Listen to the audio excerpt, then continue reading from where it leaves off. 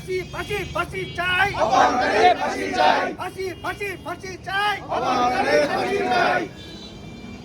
আলহামদুলিল্লাহ সুম্মা আলহামদুলিল্লাহ, আল্লাহ তাআলার শুকরিয়া আদায় করতেছি যে আমাদের কয়েক মিনিটের সময় পেয়ে সমস্ত ওলামা ইকরাম একত্রিত হয়েছে। আর যদি আমরা ডাক দেই সময় নেয়া, এই শ্রীপুরের মাটিতে হাজার হাজার ওলামা ইকরাম একসাথে হবে ইনশাআল্লাহ।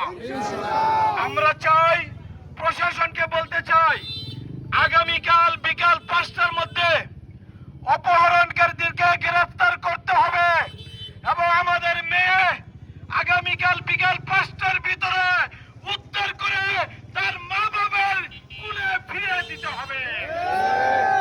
আর যদি না পারেন, মনে রাখবেন আগামীকাল বিকাল 5টার পরে আমরা মানববন্ধন করব।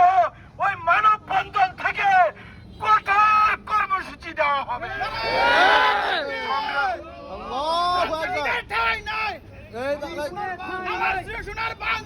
সন্ত্রাসীদের ঠাঁই নাই, আমার সোনার বাংলায় ফাঁসি ফাঁসি ফাঁসি চাই, ফাঁসি চাই। সন্ত্রাসীদের কালো হাত ভেঙে দাও, ঘুরিয়ে দাও, ভেঙে দাও, ঘুরিয়ে দাও। সন্ত্রাসীদের কালো হাত।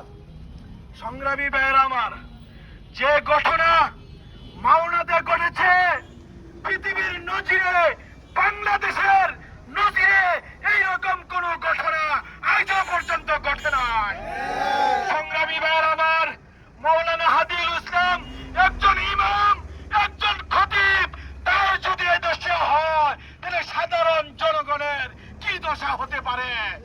সংগ্রামী ভাইয়েরা আমার, আমি প্রশাসনের প্রতি জোর দাবি জানাইতেছি, আগামীকাল বিকাল 5টার ভিতরে এই মেয়েকে তার মা বাবার কুলে ফিরিয়ে দিতে হবে। আর যদি ফিরিয়ে দিতে ব্যর্থ হন তাহলে কঠোর কর্মসূচি নিব।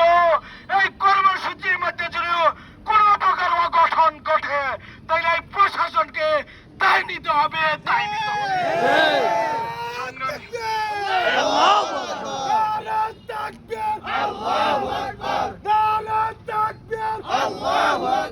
সন্ত্রাসীদের কালো হাত, ভেঙে দাও, ঘুরিয়ে দাও, সন্ত্রাসীদের কালো হাত। ভেঙে দাও।